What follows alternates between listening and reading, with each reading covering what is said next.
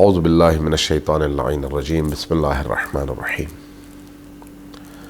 قال اللہ تبارک و تعالی فی کتابہ المجید وہو اصدق القائلین وقولہ الحق بسم اللہ الرحمن الرحیم قد افلح من زکاہا وقد خاب من دساہا۔ اللہ تبارک و تعالی نے 11 بار قسمیں کھانے کے بعد جس اصولی ترین اور بنیادی ترین نقطے کی طرف ہمیں متوجہ فرمایا وہ یہ 2 جملے ہیں، قد افلح من زکاہا وقد خاب من دساہا۔ بے شک کامیاب ہوا وہ شخص جس نے اپنا تزکیہ کیا، اپنے آپ کو پاک کیا، اور بے شک بہت ہی نقصان میں رہا وہ شخص جس نے اپنی زندگی کو پاکیزہ کرنے کی بجائے نجاستوں سے آلودہ رکھا۔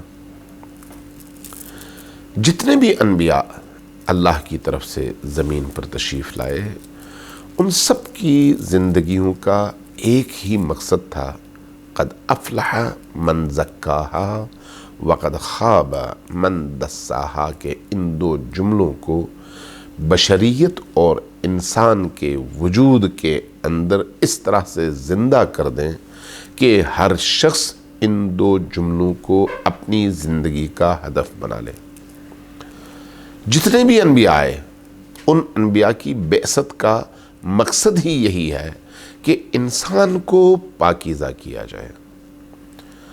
یہ جو خوبیاں ہیں انسان کے اندر، اور یہ جو حیوانی صفات ہیں انسان کے اندر، ان اعلیٰ ملکوتی خوبیوں اور ان زمینی اور حیوانی خصوصیات کے درمیان اس جنگ کے نتیجے میں انسان کو پاکیزہ کرنا، طہارت روح عطا کرنا اور بلندیوں کی طرف لے جانا، یہ انبیاء کی بعثت کا، انبیاء کی آمد کا، ارسال رسل کا سب سے بڑا ہدف ہے، سب سے بڑا ہدف۔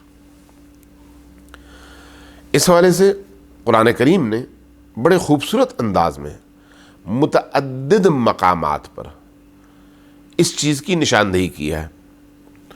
قرآن میں اگر آپ سورہ آل عمران کو دیکھیں، سورہ جمعہ کو دیکھیں، میں سورہ جمعہ ہی کی آیت پڑھ دیتا ہوں۔ هو الذی بعث فی الامیین رسولا منہم یتلو علیہم آیاتہ ویزکیہم ویعلمہم الکتاب والحکمہ وَإِن كَانُوا مِن قَبْلُ لَفِي ضَلَالٍ مُبِينٍ۔ خود اسی آیت میں، آل عمران میں بھی اور باقی صورتوں میں بھی، جس چیز کی طرف اللہ تبارک و تعالی ہماری توجہ چاہتا ہے وہ کیا ہے؟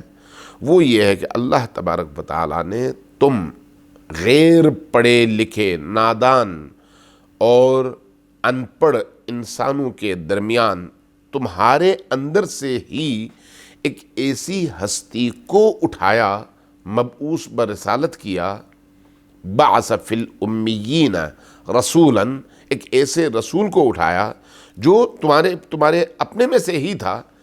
اس کا ایک کام تھا یتلو علیہم آیاتہ، جو ان لوگوں کے درمیان یعنی تمہارے درمیان اللہ کی آیات کی تلاوت کرتا تھا۔ یتلو علیہم آیاتہ، ان آیتوں کی تلاوت کے ذریعے سے انسان کو شعور دیتا تھا، یزکیہم، اور اس شعور کے نتیجے میں انسان کا تزکیہ کرتا تھا، یزکیہم، ویعلمہم الکتاب، اور اس تزکیے کے ساتھ انسان کو کتاب خدا کی تعلیم دیتا تھا، یزکیہم ویعلمہم الکتاب والحکمہ، اور اس کے اندر حکمت اور دانش بھرتا تھا۔ ایک انسان کو حکمت اور دانش کی ان منزلوں تک پہنچنے سے پہلے اپنا تزکیہ کرنا ضروری ہے، اور اپنے تزکیے سے پہلے قرآن کریم کی آیات کی تلاوت کے ذریعے سے اپنے اندر کی دنیا کو تزکیے کے لیے آمادہ کرنا ضروری ہے، تیار کرنا ضروری ہے۔ تزکیہ کیا ہے؟ تزکیہ یعنی پاک کرنا۔ پاک کرنے کا مطلب کیا ہے؟ نجاستوں سے، کدورتوں سے، آلودگیوں سے اپنے وجود کو صاف کرنا۔ جب آپ عربی میں سمجھنا چاہتے ہیں کہ تزکیہ کیا ہے تو اہل عرب بتاتے ہیں کہ جب آپ کسی جانور کو ذبح کرتے ہیں تو ذبح کرنے کے اس عمل کو، جس کے دوران اس جانور کے وجود سے خون نکل کر بہہ جاتا ہے، اس عمل کو تزکیہ کہتے ہیں، جس کو آپ اپنے ہاں ذبح کرنا کہتے ہیں۔ یہ جو ذبح کرنے کا عمل ہے، اس کے نتیجے میں کیا ہوتا ہے؟ جانور کو تکلیف ہوتی ہے۔ جانور کو تکلیف تو ہوتی ہے، لیکن اس جانور کی تکلیف کے اس مرحلے سے گزرتے ہوئے جب اس کے وجود سے نجس خون باہر نکل جاتا ہے تو پھر وہ جانور پورے کا پورا پاک ہو جاتا ہے۔ آپ جب اسی جانور کی کٹی ہوئی گردن کو پانی سے دھوتے ہیں تو اس کے بعد یہ جانور جو کہ کٹ گیا ہے، جو کہ ذبح ہو گیا ہے، جس کا تزکیہ ہو گیا ہے، اب یہ جانور بالکل پاک ہے۔ اب آپ اس کا سینہ چیریں، اس کا پیٹ چیریں، اندر جو کچھ بھی ہے وہ پاک ہے۔ اس کا کیا مطلب ہے؟ انسان کے تزکیے کے لیے، انسان کو پاک و پاکیزہ کرنے کے لیے انبیاء آتے ہیں، اللہ کی آیات کی تلاوت کرتے ہیں، آپ اور ہمیں ان آیات کے نور کے ذریعے سے ہمارے وجود کو نورانی کرتے ہیں اور ہمارے اندر آیات کی نورانیت بھر کر ہمارا تزکیہ فرماتے ہیں۔ تزکیہ یعنی انسان کے وجود کو نجاستوں سے پاک کرنے کا عمل۔ لہذا جب انسان کا وجود ان خرابیوں سے پاک ہو جاتا ہے، نجاستوں سے پاک ہو جاتا ہے، تو پھر اس کے اندر اللہ کا نور آتا ہے، اس کے اندر حکمت آتی ہے، اس کے اندر دانائی آتی ہے، اس کی نگاہوں کے سامنے سے پردے ہٹ جاتے ہیں، اس کو کائنات کے اسرار اور رموز نظر آنے لگتے ہیں، وہ کائنات کی حقیقتوں کو دیکھنے لگتا ہے۔ ان حقیقتوں کو دیکھنے کے لیے آنکھوں پر سے نجاستوں کے پردے ہٹانے کی ضرورت ہے۔ ان کائنات کی حقیقتوں کے ادراک کے لیے اپنی سماعتوں سے نجاست کے پردوں کو ہٹانے کی ضرورت ہے۔ ان کائنات کی حقیقتوں کی لذتوں کے ادراک کے لیے اپنے پورے وجود سے نجاستوں اور کدورتوں کو پاک کرنے کی ضرورت ہے۔ اگر انسان کا وجود پاک ہو جائے تو پھر انسان پر اس عالم اور اس پوری کائنات کے اسرار و رموز کے دروازے کھل جاتے ہیں۔ شرط کیا ہے؟ شرط اپنا تزکیہ ہے۔ جانور کو جب آپ ذبح کرتے ہیں تو اس کا خون بہتا ہے تو وہ پاک ہو جاتا ہے۔ اب انسان کے تزکیے میں وہ کون سی چیز ہے جس کو دور کرنے سے انسان کا تزکیہ ہوتا ہے؟ وہ تمام حیوانی خواہشات، وہ تمام کی تمام حیوانی خواہشات جن کا تعلق حیوانی زندگی سے ہے، ان کو عقل کے تابع کرنا، ان کو ارادہ انسانی کے تابع بنانا، اور اس کے نتیجے میں ان تمام حیوانی صفات اور خصوصیات کو کنٹرول میں لا کر، اپنی اتباع میں لا کر، عقل کے مطابق، شریعت کے مطابق، دین کے مطابق ان کا استعمال، یہ وہ عمل ہے، وہ مرحلہ ہے جس سے انسان جب گزرتا ہے تو اس کا تزکیہ ہو جاتا ہے۔ مثلا انسان کو بھوک تو لگتی ہے، اس نے کھانا کھانا ہے۔